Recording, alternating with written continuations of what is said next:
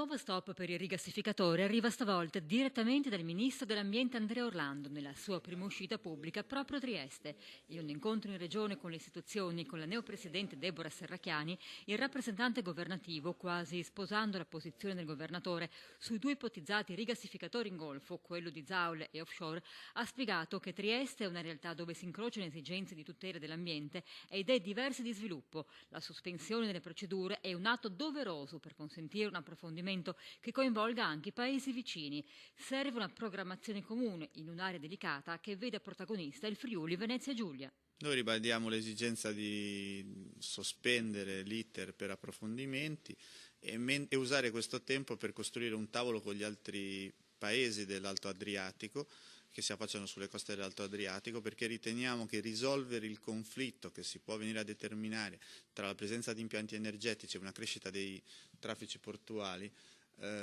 non è possibile all'interno della singola procedura. È necessario un ragionamento più complessivo che, come dire, metta insieme queste diverse esigenze e addirittura associ anche i paesi che si approvvigionano attraverso questo corridoio. Parlando quindi di approvvigionamento energetico con il rappresentante governativo, la Presidente Serracchiani ha annunciato che obiettivo del primo anno di mandato sarà dar vita al piano energetico e strategico. Ha quindi ribadito la contrarietà della Regione al raddoppio della centrale nucleare di Krško in Slovenia.